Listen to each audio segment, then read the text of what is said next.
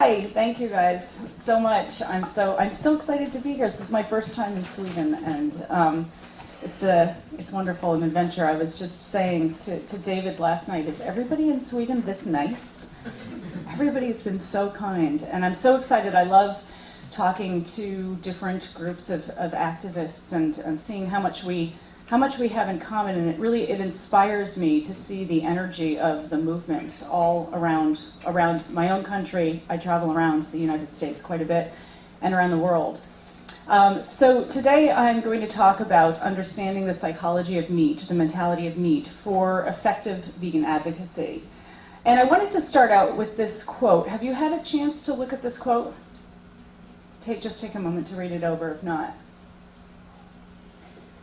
I choose to use this quote because I think it really perfectly exemplifies the classic conflict that marks the human response to suffering. It's that tension between denial and awareness, between numbing and witnessing, between silence and proclamation. So as the renowned psychiatrist and traumatologist Judith Herman tells us, most people respond to atrocities by turning away. But some people are willing to see the truth of what's happening, and these people feel compelled to speak out and to break through the denial of others. And these people are the activists and the advocates. They're on the front lines of a social movement whose goal it is to attract a critical mass of supporters to tip the scales of power. And these people are you. And if you think about it, you're in really good company. Throughout human history, virtually every revolution for justice and nonviolence was made possible by the witnesses who refused to accept the denial of an oppressive system. I mean, what is a true revolutionary if not one who stands up against atrocities? And one day, and I really believe this day will come, when the vegan movement, the animal rights movement, has achieved popular support, then vegan activists will not be seen as radicals, but will be recognized as revolutionaries, will be recognized as heroes. So before we get started, I want to just hear a little bit about your experience, and I'm going to ask you some questions during this workshop. How many of you in your own experience notice this people turning away from atrocities? Have you seen this before? Okay, so the response is, you know, to learning about veganism, don't tell me that, you'll ruin my meal. And how many of you also can identify with this feeling like compelled to speak out, like you want to have people see the truth? Can you relate to this? So then, in your experience, when you do speak out, how do people respond? What do they say, thank you for telling me the truth about animal agriculture. I had no idea. I'm never eating meat again. Thank you. What's your experience like when you speak out? Does anybody want to just give an example or share something of what you notice? Yep. Well, sometimes they will listen, but usually it comes down to the fact that they like meat and they will continue to eat it anyway. Okay, so sometimes they listen, they hear you, and they say, oh, that's horrible. That's true. And then the next day, they're at the McDonald's drive-thru. Right. Okay. That's a good. I've heard that a lot. I've seen that a lot myself. Anybody else want to talk about like what happens? Are we getting this on tape, or do they? I'll repeat the question. Usually very defensive and almost always with a joke. A joke. Yeah. Okay. Yeah. So you notice defensiveness. Sometimes it's enough to just say I'm vegan. And people get this, right, this hostile reaction or this defensiveness, or make a joke about eating animals or something. Eating the food of animals. Right, but they can taste so good. Does anybody else? We'll take one more. Yeah? Yeah, often they ask questions back, like where do you get your proteins from, and what should we do with all the animals that we don't eat? Stuff like that. Right. Well, we have to eat the animals because if we don't eat them, then the world will be overrun by farmed animals, and people will have nowhere to live. But that's a pretty common response. Right. I mean, it's so interesting, isn't it? It's not logical, but it's such a common response, and people aren't recognizing that it's not logical. So, you'd think we, probably can relate to this feeling. It becomes really frustrating when you hear the same thing over and over and over again, and especially when you think about how, the vegan message or veganism should be such an easy sell. I mean, we're advocating compassion and health and moral consistency. But the way that people respond to the vegan message, you'd think we were advocating Nazism or something. It's bizarre. So we have this incredibly important message, but so often our message gets lost. Like, we end up silenced. Can you relate to this? Kind of trying to communicate again and again and just feeling like communicating becomes almost impossible. So the question is, as vegan advocates, our goal is to transform denial to awareness. How do we do that, given the reaction to the vegan message? And so that's what we'll talk about today. So first we're going to talk about, why do people deny atrocities in the first place? Why is it that people who really do care about animals and care about the truth and really do want to do the right thing in many ways tend to turn away? It's this paradoxical, illogical mentality in so many ways. Yep. Do you mind explaining a bit more what that was? Thank you so much. Okay, I forgot to mention in the beginning of this talk that if I use a word that doesn't translate perfectly or accurately, to ask me. I'm glad you asked me that. So the question was, can I explain atrocities? An atrocity is a mass collective trauma. Like, an example would be the Holocaust or slavery.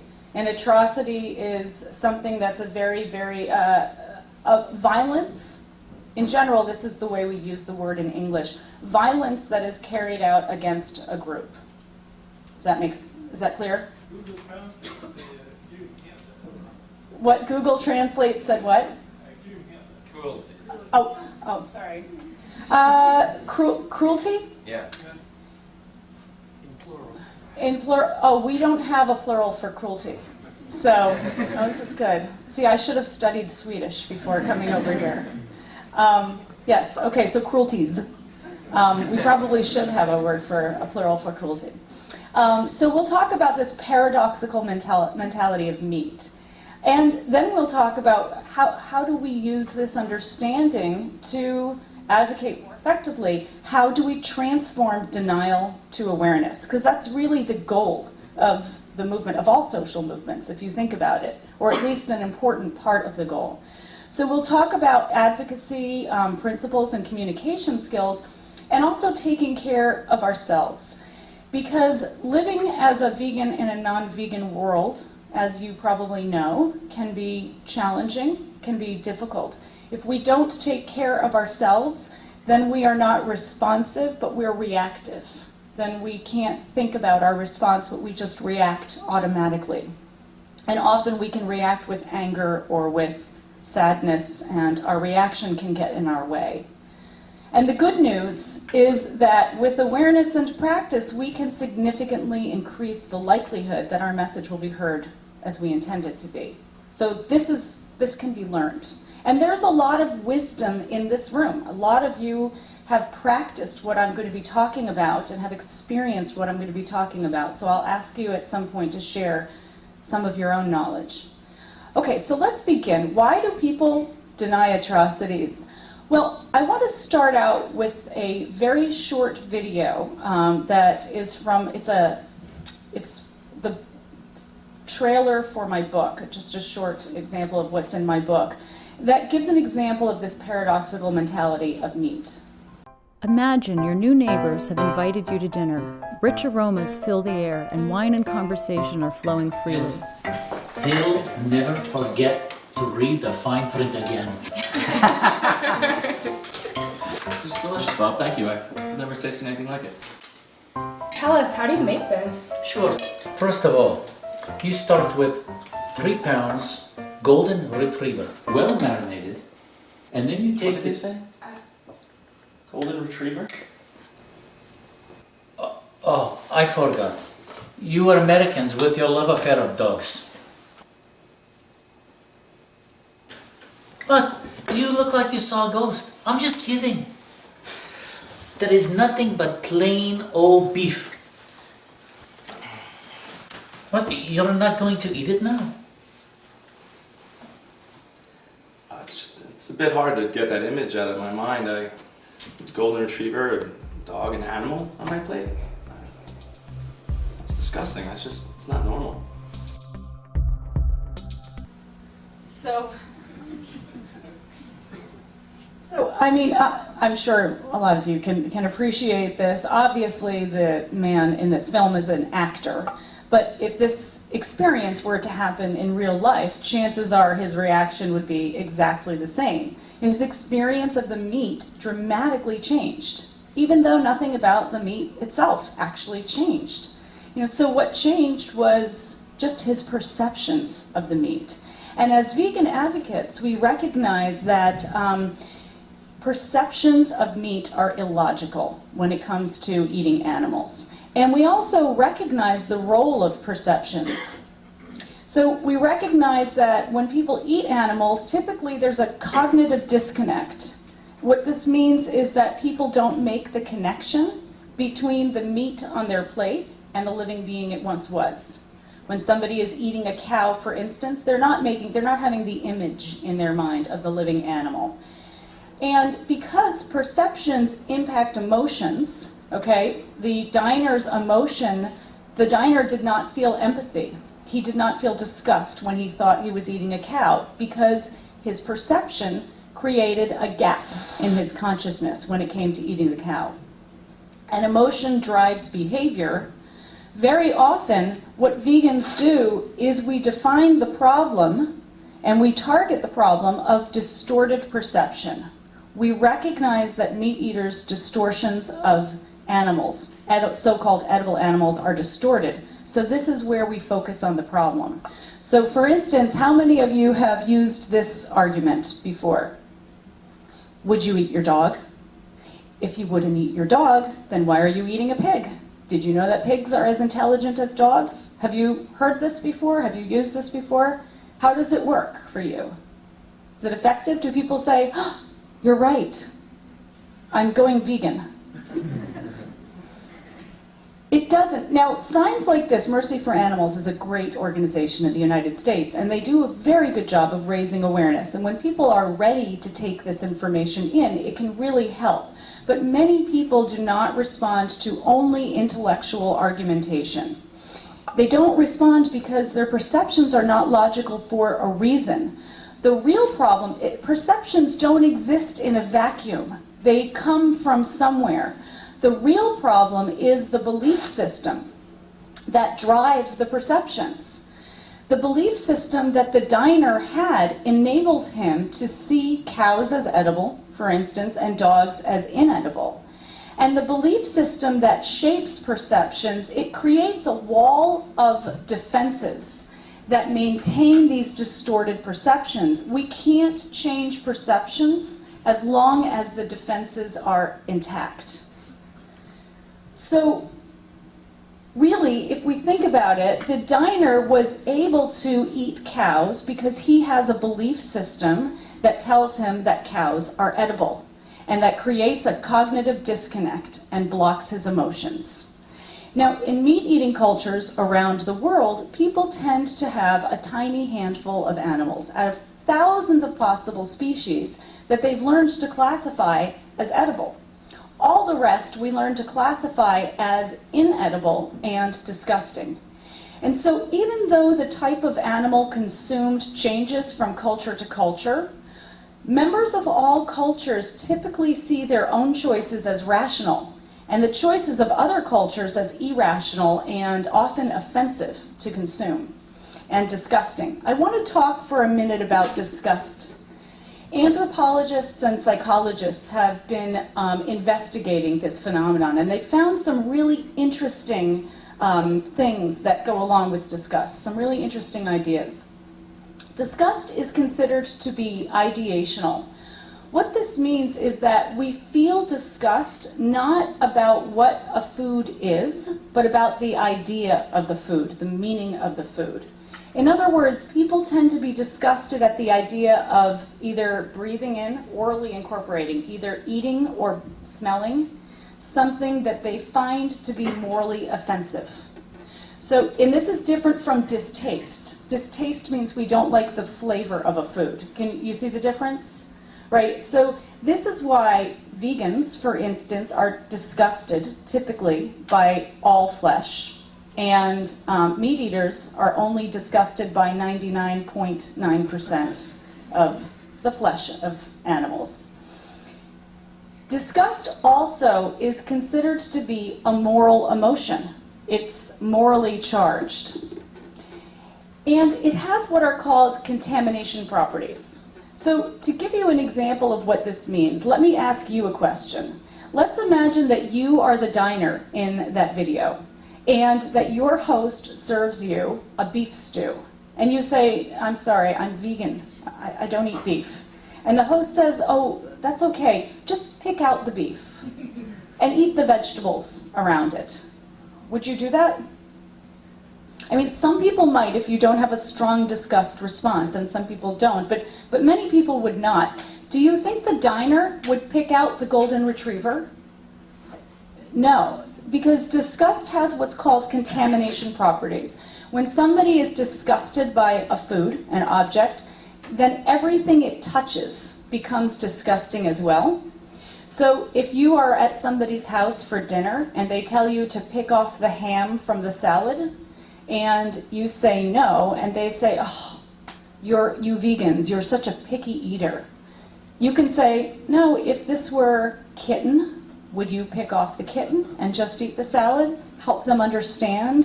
Disgust is a bona fide psychological response.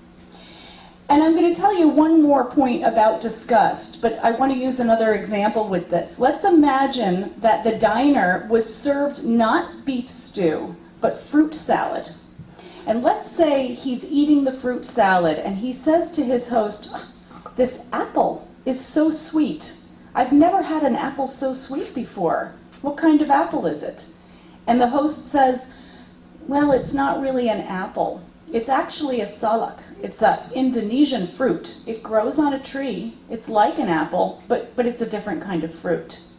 Do you think he would have said, that's disgusting. I can't eat that. That's not normal. Probably not. Why not? What's the difference between the apple and the golden retriever? Apple's a fruit. Disgusting objects are all animal products. Typically, they're animal products, except for like rotten vegetation. Psychologists have found that people tend to be disgusted by the idea of eating flesh and animal excretions, and that the plant products that disgust them are plants that are similar to or reminiscent of animal products. Like we say in English, mucousy. Does that word translate? Mucus? Swampit. Swampit? Like okra, yeah. So the texture of vegetables that are slimy, for instance, like mucus.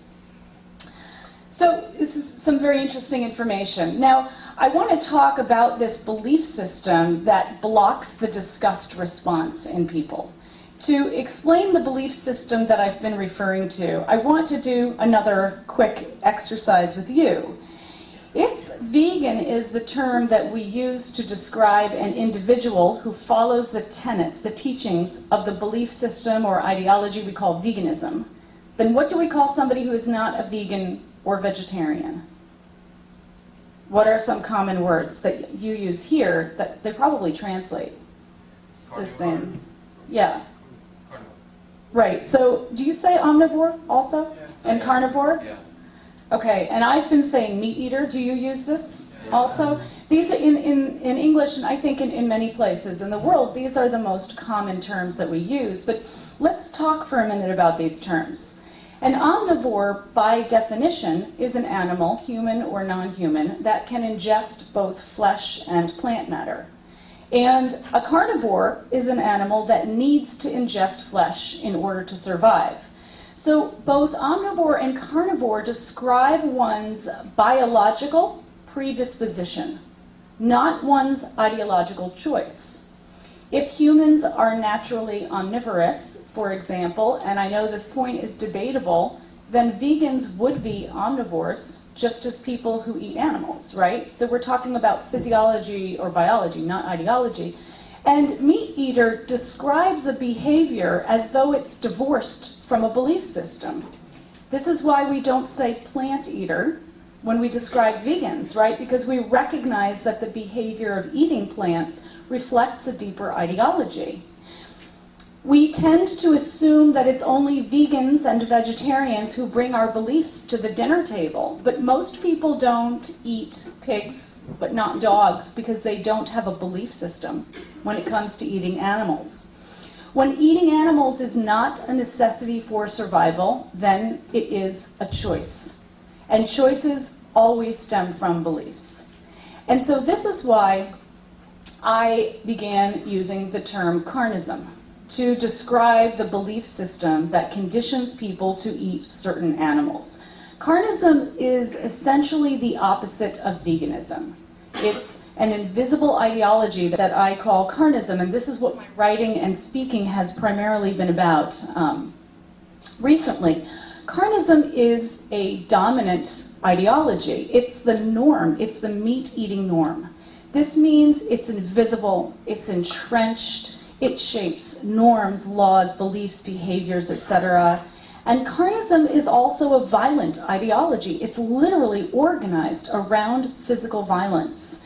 Meat cannot be procured without killing, and other animal products cannot be procured without causing some degree of harm to animals.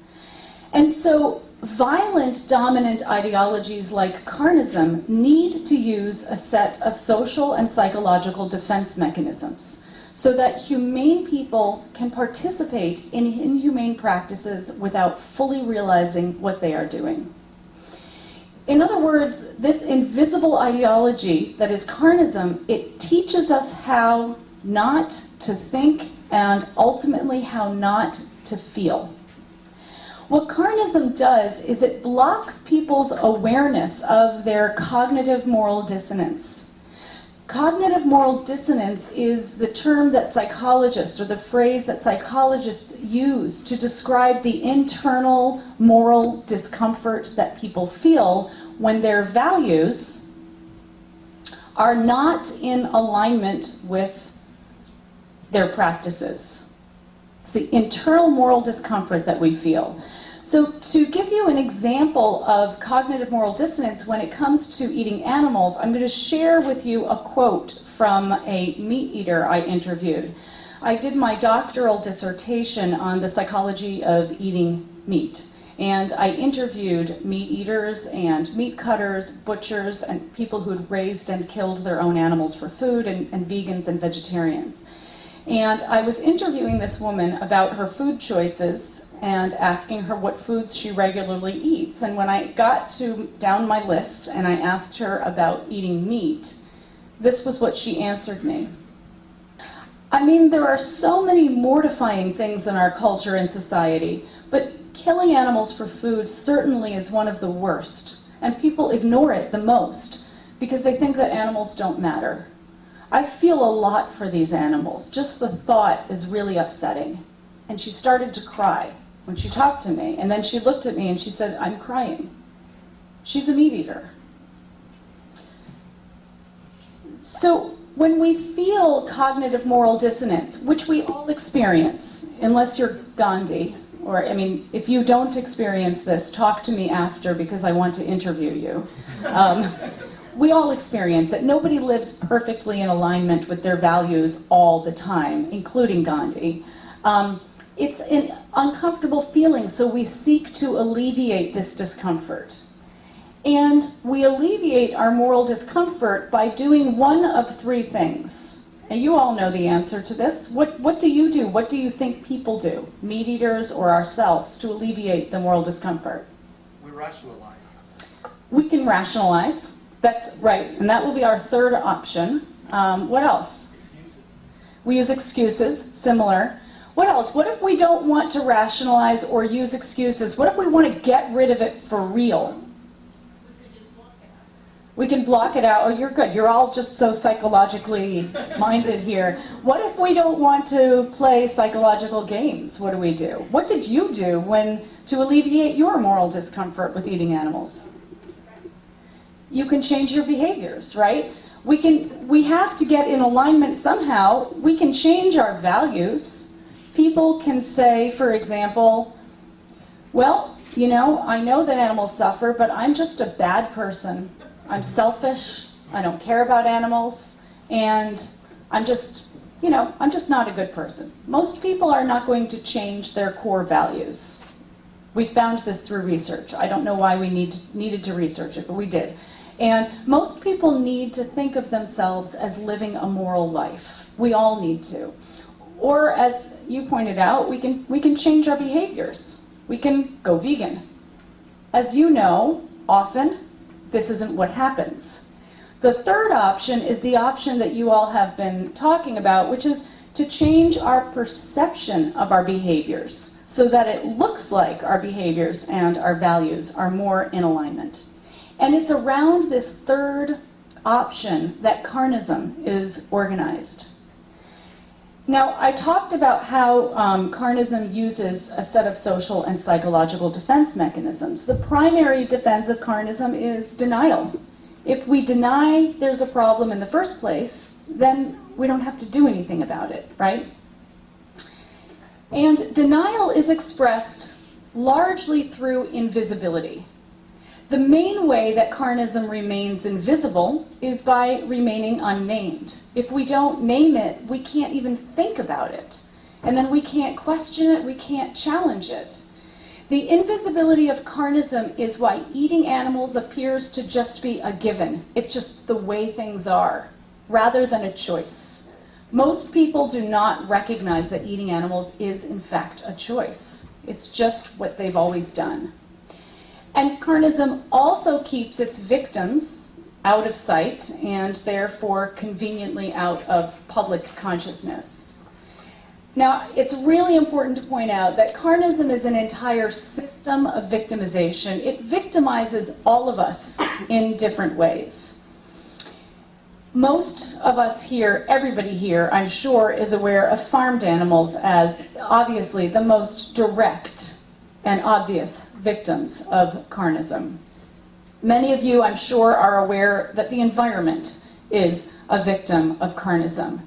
Vegans are also victims of Carnism. We have to live in a world that every day offends our deepest sensibilities and deal with hostility and defensiveness and many other problems that we've already mentioned briefly. We'll talk about vegans a little bit later. But it's really important for us to acknowledge these two sets of victims of the system. Often we see meat eaters only as perpetrators and not as victims. But when we recognize that Carnism is invisible and that Carnism has effectively shaped meat eaters' choices, guided them like an invisible hand, so that people who eat animals make choices that are against their own interest and counter to their own values and harmful to their own bodies, then we can recognize that, you know, to some degree, this is not a free choice that they are making. They're choosing to eat animals, but without awareness, there's no free choice. Victims of a system that has conditioned them to act against their own interests. And meat packers and slaughterhouse workers. Often in the United States, they're undocumented immigrants, non-English speaking immigrants. And I know around the world, even when they're not immigrants, these are people who have to work in a very highly dangerous, death-saturated environment and are deeply exploited. And most people do this job because they have no choice. And they end up traumatized from doing the job. I think personally that it's really important that we shine a spotlight on Carnism. It's very important, in my opinion, that vegans encourage meat eaters to recognize this system because often dominant systems maintain themselves by remaining unexamined. It's like there's vegans and vegetarians, and then there's everybody else.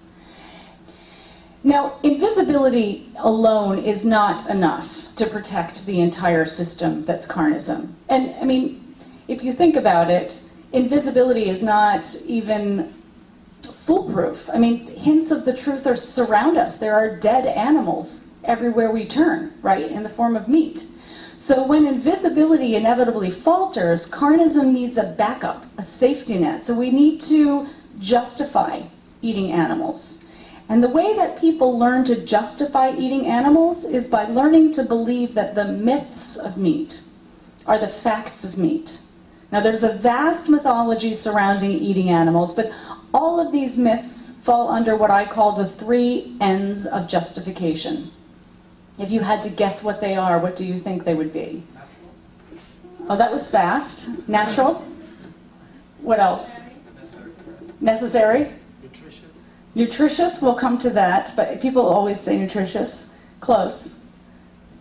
Normal, natural, and necessary. You've heard this before, I'm guessing, right? And nutritious, I think of as falling under necessary, right? Necessary for health. I do this exercise. I'm on a speaking tour now, and I give a different presentation to meat-eating audiences. And I do this exercise with people, with meat-eating audiences, and people always guess that so quickly. I say, what do you think the 3 N's would be? And I used to time them because I was fascinated by how quickly they guessed, and it was under 1 second once, so I stopped timing them. Everybody knows. Why do you think that everybody knows the answer to this? It's just logical because we've heard these same arguments so many times before. These same arguments have been used to justify violent practices throughout human history. For example, slavery, male dominance, heterosexual supremacy. We've heard this all before. So I want to just briefly, before we talk about advocacy, I want to briefly talk about these myths themselves, each of these myths. So eating meat is normal. Well, what we call normal is really just the beliefs and behaviors of the dominant culture, right? It's the carnistic norm. And carnism as a social norm is so entrenched that people are unable to see this as long as they are inside the carnistic box. So the example I like to use to explain this one is that most people would not condone, would not support, for example, killing a golden retriever who is perfectly healthy and 6 months old just because they like the way her thighs taste, even if she had a good life. Even if for 6 months she was able to run around and play and form friendships with other golden retrievers and some people, most people would say that's totally unacceptable. And yet many people today have no problem allowing the same thing to happen to somebody of a different species. Carnism as a social norm is so entrenched that it blinds people to the fact that humane meat, most people don't see this as a myth. A myth that was constructed by those in the business of violence to appeal to people who would ordinarily never support such violence. Well, how about eating meat is natural? This one is probably the most commonly, right? Have you heard this a lot? Yeah. It's natural. We've done this forever, right? Humans are supposed to eat animals. But what we call natural is just the dominant culture's interpretation of history. Right? It's not looking at human history, it's looking at carnistic history. For example, we don't refer to our fruit-eating ancestors. We refer to their flesh-eating descendants. In other words, we only look as far back in history as we need to justify current carnistic practices. And to be fair, murder, rape, and infanticide, killing infants, are arguably as long-standing and therefore as natural as eating animals. And yet we don't use the longevity of these practices as a justification for them today. As my friend and the author Colleen Patrick Goudreau says, Do we really want to use the behavior of the Neanderthals as the yardstick by which to measure current moral choices? Can't we do better than that? And finally, eating meat is necessary. Well, what we call necessary is simply what is necessary to maintain the dominant culture. It's what's necessary to maintain the carnistic status quo, and that's all.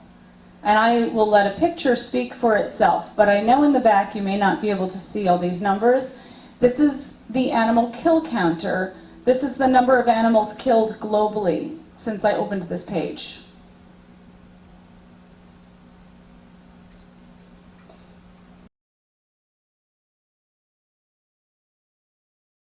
Now, for the people who said eating meat is nutritious, you were probably referring to this, right? How many times have you been asked this question? Where do you get your protein?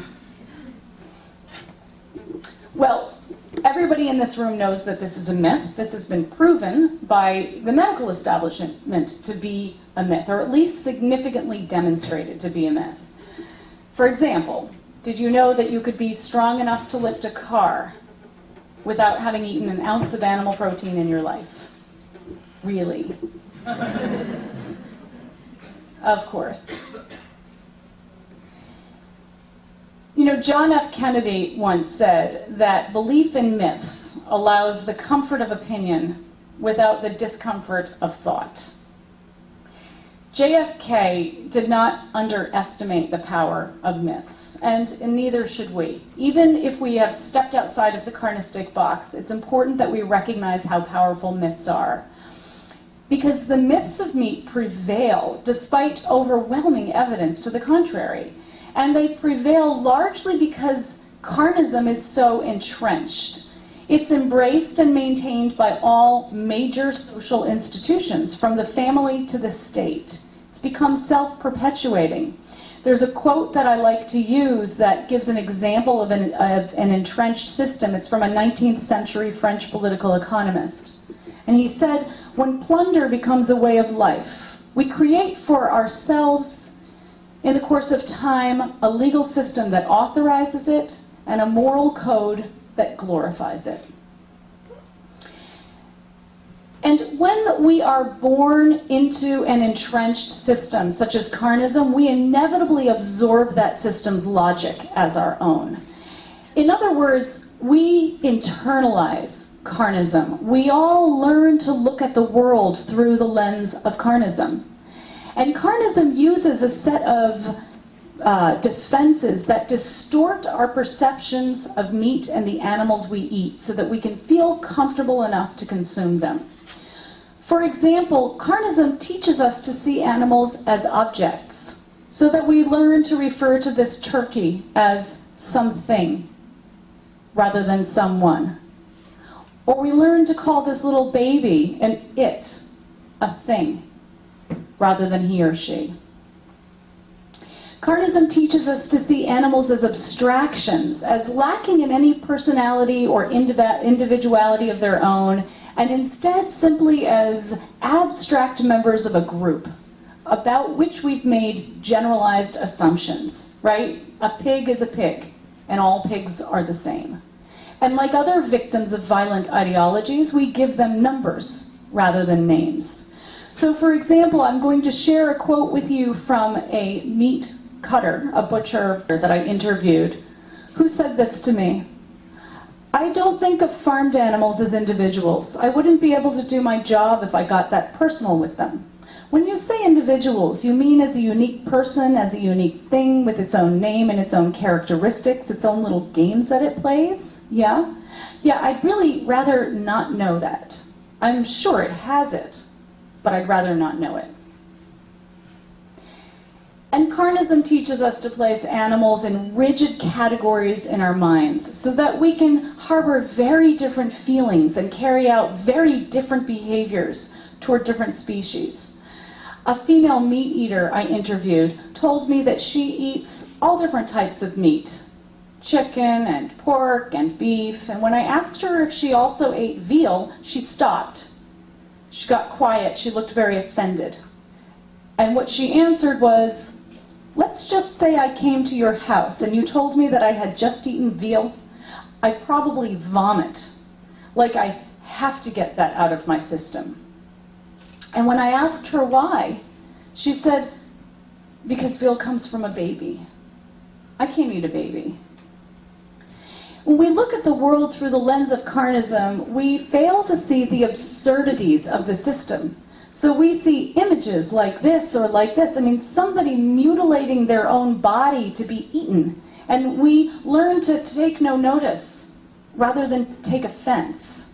Or we see images like this or this, and we learn to laugh rather than cry. If you think about it, Voltaire was right. If we believe absurdities, we shall commit atrocities. And Carnism is but one of the many atrocities, one of the many violent ideologies that are an unfortunate part of the human legacy. And although the experience of each set of victims will always be somewhat unique, the ideologies themselves are similar. It's because the mentality that enables that violence is the same. It's the mentality of domination and subjugation, of privilege and oppression. It's the mentality that causes us to turn someone into something, to reduce a life to a unit of production, to erase someone's being. It's the might makes right mentality that makes us feel entitled to wield complete control over the lives and deaths of those with less power, just because we can, and to feel justified in our actions because they're only savages, women, animals. It's the mentality of meat. So if we fail to pick out the common threads that are woven through all violent ideologies, then we will be doomed to recreate atrocities in new forms. And this is why it's so important, especially as advocates, that we get people to incorporate all oppressive systems into their awareness, into their analysis, including Carnism. Eating animals is not simply a matter of personal ethics. It's the inevitable end result of a deeply entrenched oppressive ism. Eating animals is really a social justice issue. And I can't express strongly enough how important I think it is for vegan advocates to work to get eating animals included on the map, onto the map of social justice issues so that we can all work together. Martin Luther King said, you might be familiar with this quote, that injustice anywhere is a threat to justice everywhere. He recognized the interconnectedness of oppressions. And justice anywhere is also a threat to injustice everywhere. And justice can be practiced everywhere, including on our plates. So the question for us is, how do we get people to practice justice on their plates? So knowing what we know about Carnism, this brings us to the second question. What do we do about it? How do we transform denial into awareness? I want to begin to address this question with a question for you.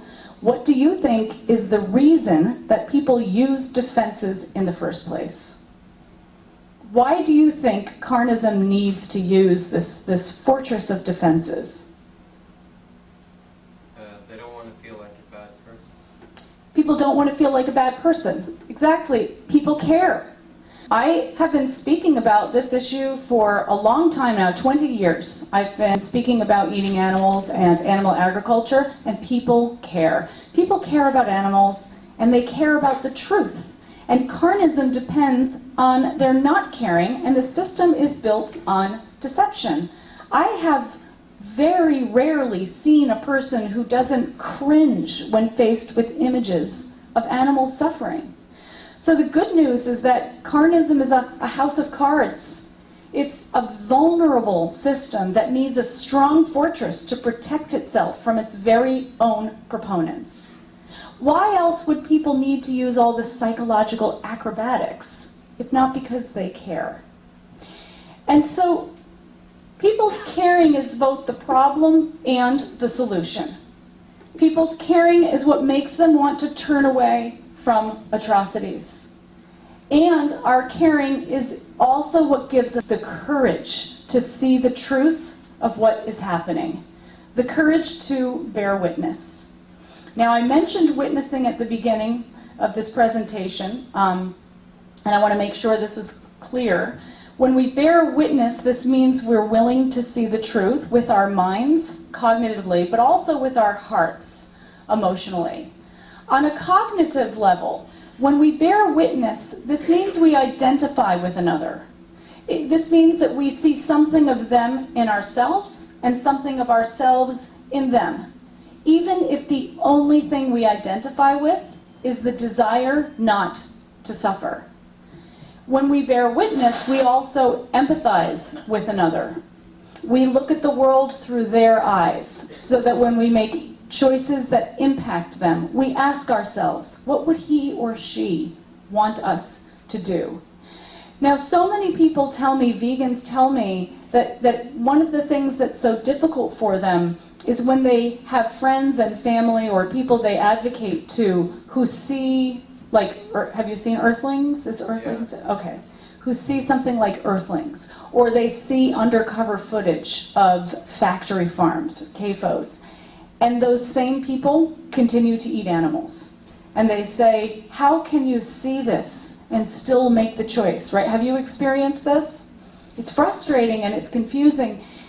That's because they haven't fully witnessed. Witnessing has to happen in the heart. If people only see with their eyes and their minds, often that's not enough to motivate them to take action. When people bear witness, this happens on an internal level first. They take in the truth, and then it can be practiced on an external level. Then they can actively become witnesses and work toward change. Witnessing is really the Achilles heel of Carnism. The whole system is organized to block witnessing on an individual level and on a collective level. And we cannot force people to witness, but what we can do is we can create an environment that creates space for witnessing. When you show somebody a film, for example, you can't force them to witness because you can't force them to open their hearts, and opening your heart is fundamental to witnessing. So I want to talk about how we can create an environment that helps people bear witness to our message. One of the most important things we can do is to focus on the process of a conversation, not the content. The process is the how. How do we communicate? The content is what we are communicating about. If you have a healthy process, it doesn't matter what the content is. It doesn't matter if you're talking about or debating whether to go out or stay home on a Saturday evening, or whether you are debating or discussing whether to eat animals or go vegan. The process is the same. A healthy process is the same. And a healthy process means that your goal of the communication is to relate rather than to win.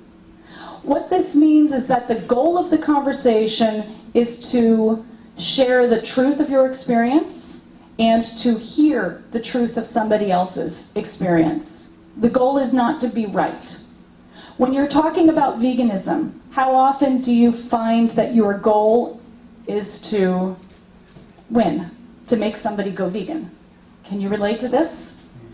I want to be right. I want you to see that I'm right, and I know that I'm right. Well, it's true that, veganism is the most compassionate choice to make, but if you approach a conversation with that agenda in mind, well, think about it. When somebody talks to you and their goal is to make you agree with them, how do you feel? You notice, right? You always know. We can tell, even if the person isn't obvious. So how do we do this? How can we relate to people in a way that is cooperative? One way to do this effectively is to share your own story. Okay, when I'm talking to groups of meat eaters, which I do very frequently, as I said, I'm on a speaking tour, so I speak to large groups of meat eaters almost every weekend now. And I communicate through my own story. Whoever I'm talking to, I share my own story. That's me, by the way, a very long time ago. Nobody can disagree with your story. Nobody can make your story wrong. So when somebody asks you about veganism, instead of saying, for instance, if somebody says, why are you vegan? Do you get this a lot? If you say I'm vegan and people say, why? Why are you vegan? Right? Well, we have a choice. That's an incredible opportunity. We have a choice. We can say, I'm vegan because 10 billion animals or 65 billion animals a year die globally because eating meat and eggs and dairy is the single worst thing you can do for the environment because you'll get heart disease and cancer. We can do that, but we can also say, I'm vegan because, well, you know, I learned about what happens, and when I learned about this information, I thought to myself, I don't want to be a part of that, and I made choices that I felt were really more reflective of who I am and what I believe. You can share your own story. People are much more likely to hear you when you share your own story. One point is, when you're sharing your story even, is to find common ground, to find a common connection. Now I want to just take a quick poll. How many people in this room at some point in your life ate flesh, eggs, or dairy? Just, let me see. Wow, okay. So one of the most powerful and important things that you have in common with meat eaters is your own carnism. Remember your own carnism. When we become vegan, it's so easy for us to forget. Do you ever forget what it felt like to eat animals? And it's like meat eaters can see us as fundamentally different from them. It's so important to remember that we were not always vegan. When people say to me, oh, are you vegan? When I start talking about the title of my book or what I do, they say, oh, you're vegan then, right? I always answer, I am today, but for much of my life, I wasn't. And that's what motivated me to do the work that I do. And then I talk about my own experience. As soon as you say, I'm vegan today, but for much of my life I wasn't, you probably will notice that the person becomes much more open. Oh, you understand me. You can see the world through my eyes. You're not thinking, I'm a bad person, I'm fundamentally different from you. We have something in common. It's also useful to indirectly illuminate carnistic defenses. And I'll explain what this means in a minute. Carnistic defenses lose a lot of their power when they are exposed. So, for instance, when I'm talking, I share my story of my own defenses. So when I'm telling somebody about my story, I'll say, you know, I heard information, a little bit of information about the horrors of animal agriculture, but I wasn't ready to really take that information in, so I always said, don't tell me that, you'll ruin my meal. Or I say, when I ate animals, you know, I knew on some level that whenever I ate meat, someone had to die for my plate, but I just didn't make the connection. I had a knowing without knowing. And when I'm explaining my story to somebody who eats animals and I'm talking about my defenses, you know what they're doing? They're going. So by illuminating defenses, it reduces defenses. And I'm not saying to do this in a strategic or manipulative way. It's the truth. You're sharing the truth of your experience. And for all of us, we grew up in this system, we looked at the world through the lens of this system, and we internalized the same defenses that the people that we're talking to have. A really important point is to not expect the facts to sell the ideology.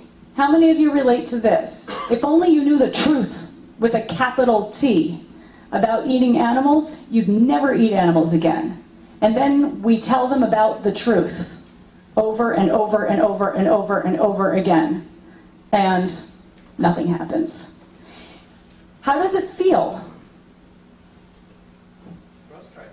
Yeah, incredibly frustrating. I have talked to thousands of vegans, and over the years, people can become misanthropic. They can really lose faith in humanity. They can start thinking that humans are a bunch of psychopaths that just don't care about anything except their own selfish desires.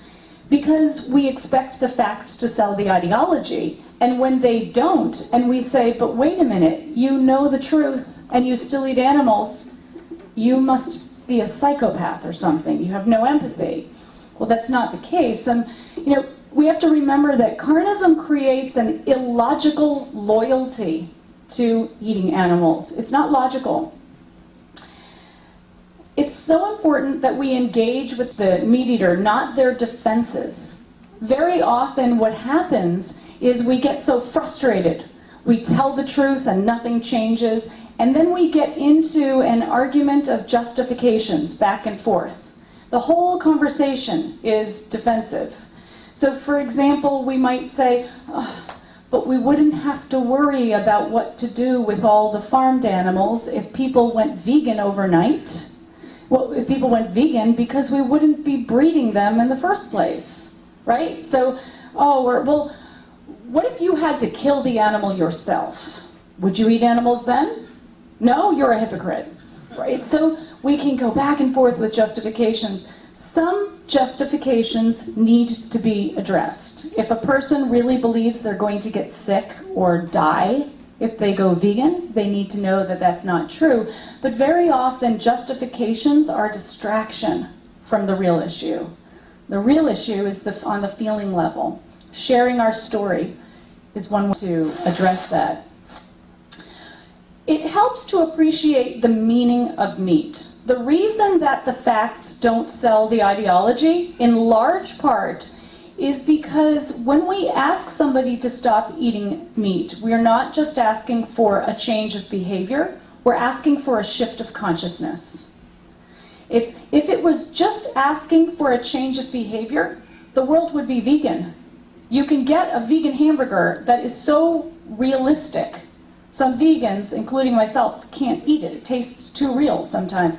It would be simple. We're not asking only for a change of behavior.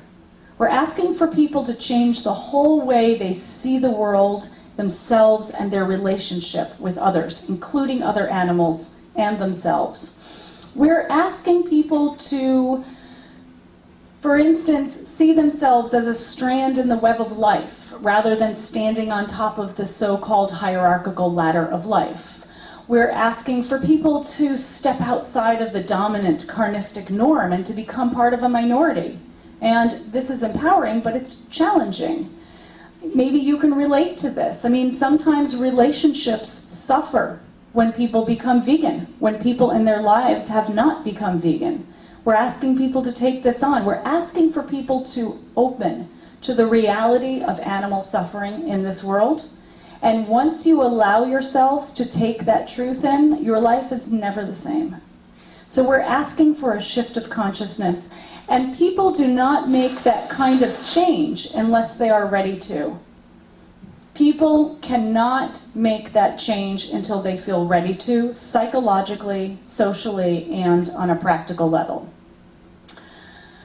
So one way that we can help people feel ready or feel safe enough to hear our message so that they'll change when they're ready is to view them as victims, not the enemy. Victims of the system, not the enemy. Remember that Carnism creates this us versus them mentality. It's this divide and conquer mentality that is very effective in maintaining the dominant system. I mean, how can we possibly expect to reach a critical mass of supporters if we see the people that we are reaching out to as the enemy? We have to see meat eaters as victims of the system. One way to do this is to separate character from behavior. Mother Teresa was not a vegan. Mother Teresa was not even a vegetarian. But in many ways, she was a very good person, right? So we can appreciate that good people do harmful things, and this doesn't make them bad people. People eat animals, and they're also great humanitarians. They're teachers, they're community leaders, they're loving fathers and sisters and daughters. When we separate character from behavior, it helps us to avoid falling into the trap of what I call reductive thinking. Reductive thinking is when you reduce a person to nothing other than a behavior, right? You're a meat eater. We reduce a person to nothing other than that. And the example I like to use to describe reductive thinking is, I don't know what it's like here, but in Boston, where I live, I try to practice nonviolence in thought and behavior. And when I get into my car in Boston, it takes about 5 minutes before my nonviolent thoughts are gone. I reduce the car that inevitably cuts me off. In my mind, automatically, the person in that car is not a person anymore. They're just the jerk driver. They become nothing other than that jerk driver who cut me off. Or worse, it's the Volkswagen that cut me off. This happens to us as vegans so often automatically, especially if we are eating around somebody who's eating animals. So in our mind, they can very quickly go from this to this. Can you appreciate this feeling?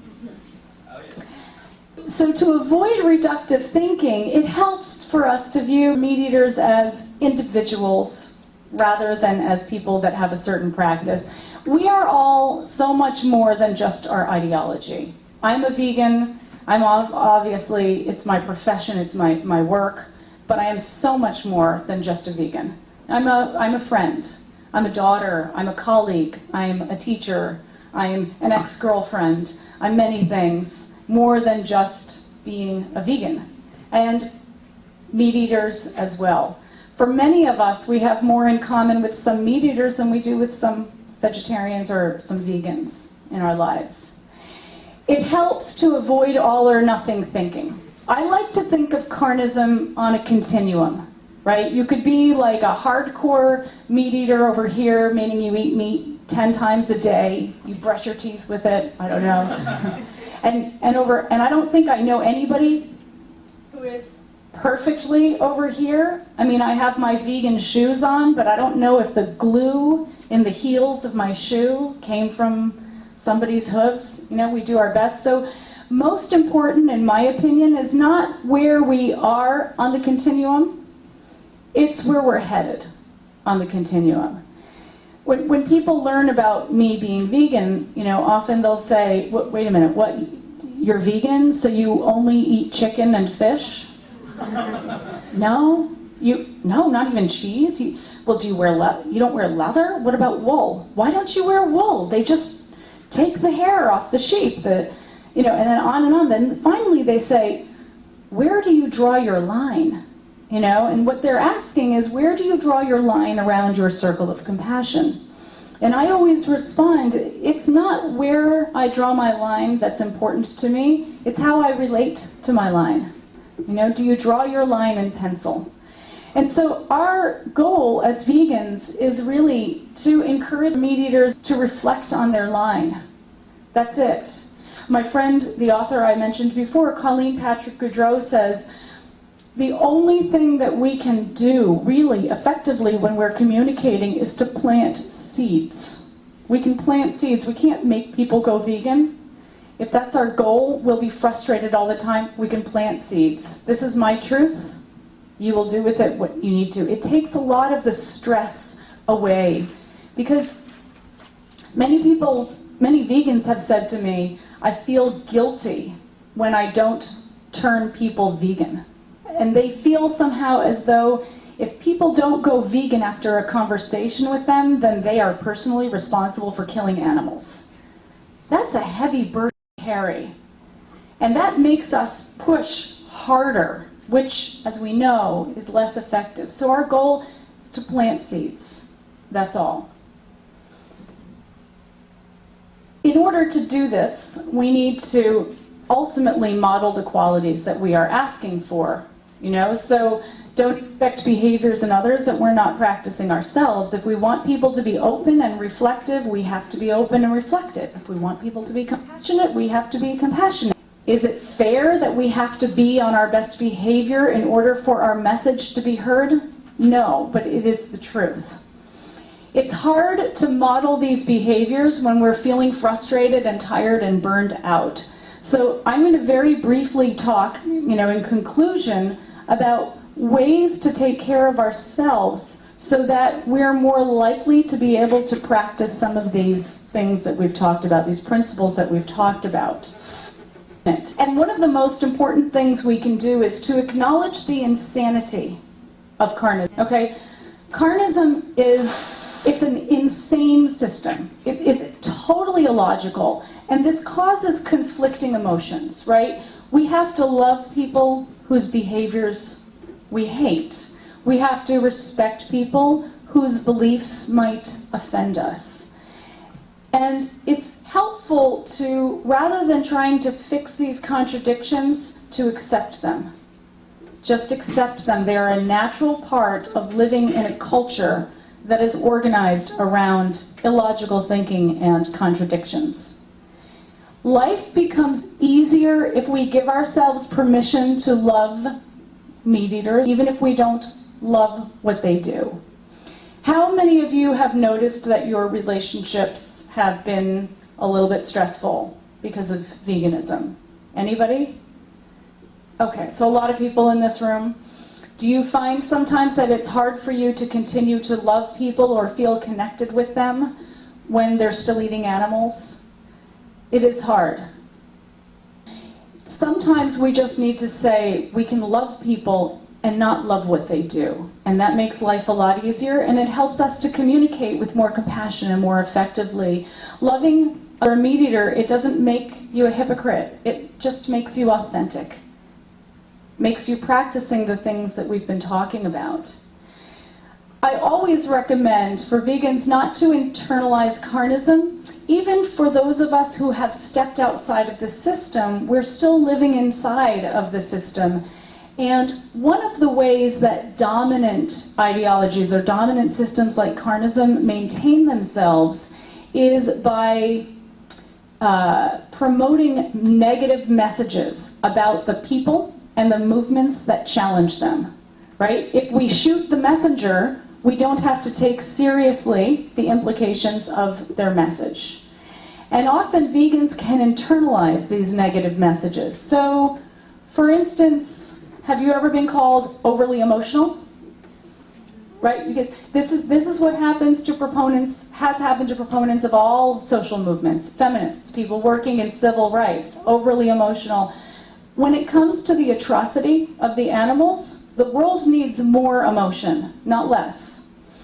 When we are called overly emotional, this is a way of discrediting our argument, because it means if you're too emotional, what does that mean? You are not rational, right? It's a way of silencing. It's not true. If you feel the emotions of anger and sadness and grief at what's happening to the animals in the world, those emotions are normal, healthful, legitimate, and appropriate. This is what the numb carnistic culture looks at as overly emotional, only in comparison with an under-emotional dominant culture. Often we're token.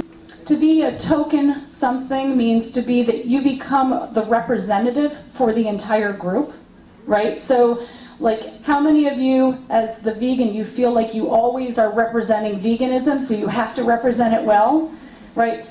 I'll pretend I never get sick, because if they know I get sick, then they're going to say it's because you're vegan, and it's going to have a negative impact on the movement. So we become the token ambassadors. That's a lot of stress to carry. Often we become tokenized.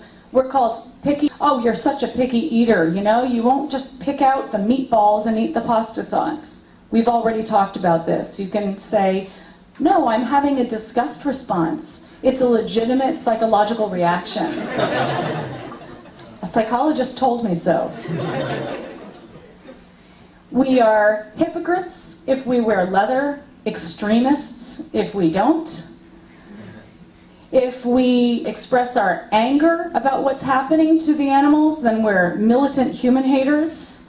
If instead we don't talk from anger, but we talk from wanting peace and compassion, then we are eater, tree-hugging, tofu-loving hippies.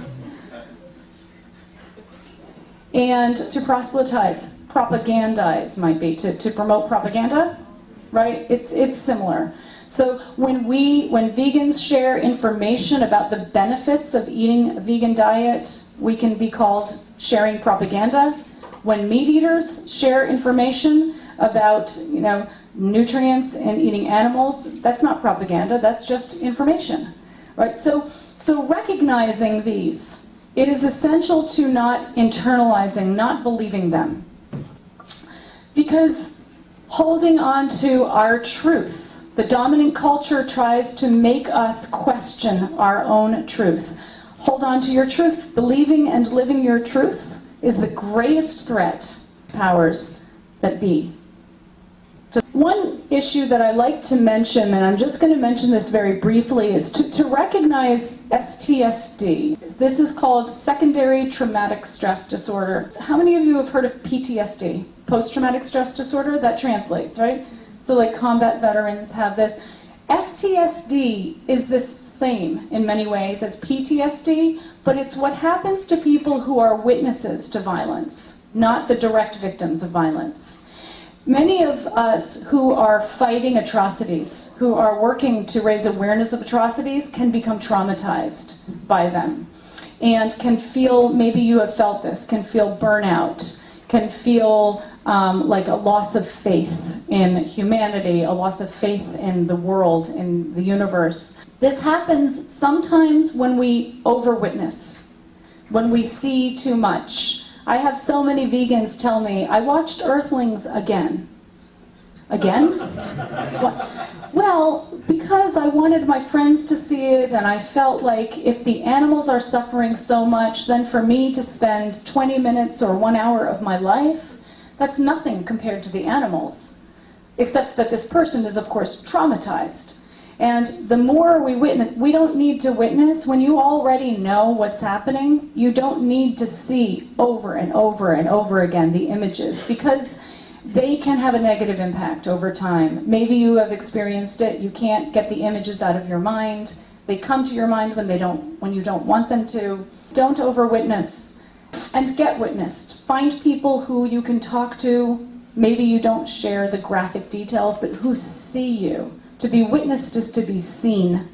When we live in a dominant carnistic culture that turns away from veganism, then we as vegans can feel invisible too. We can feel invisible in very profound ways. So it's so important to find people who see who you are and what you do and validate that, so the culture doesn't minimize or dismiss you in that way. This book, by the way, Trauma Stewardship, is an excellent, excellent book, a practical book for taking care of ourselves. All right, we'll wrap up. We've got 2 more. Okay, appreciate your burden of knowing and expect that others won't. People in your life cannot see who you are until they're ready to see the truth about Carnism. 2 more quick points. Don't let carnistic culture minimize your impact or dismiss your beliefs or efforts. Often vegans will say that the problem is still so big, even though we've been working so hard. Well, remember, the problem would be even bigger. You are the only thing that is standing between animals and a worse situation for them. There is reason to hope. In the United States, the number of vegans and vegetarians has doubled in the past 3 years. We've got articles coming out about veganism, leaders, celebrities saying no to veganism. Ellen has her own website about veganism. The culture, the vegan culture, is just exploding everywhere. It is expanding exponentially, and one way Carnism maintains itself is by making it seem like veganism is not nearly as powerful or growing as much as it is, but it is. And my very last point is to find out what inspires you. Remember that you're part of something that's greater than your individual self.